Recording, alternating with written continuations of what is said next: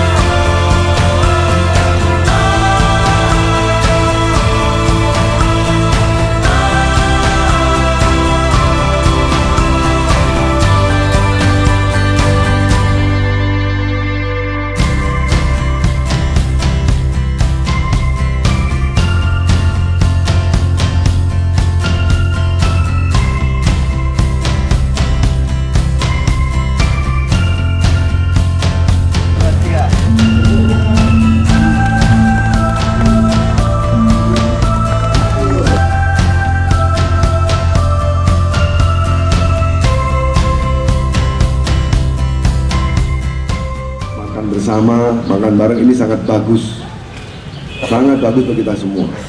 Cuma harapan saya, pikiran kita harus dimaknai kebersamaan ini selamanya. Setuju?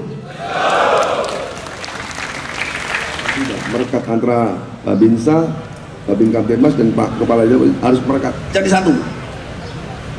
satu hati, satu pikiran dan satu tindakan, nggak boleh beda-beda. Tapi itulah kebersamaan kita pagi hari ini. Yang penting ini harus menyatu di hati kita happy forever, bahagia bersama. Setuju nggak? Salam merdeka, NKRI harga mati. Salam Sumsel, sinergitas untuk sejahtera.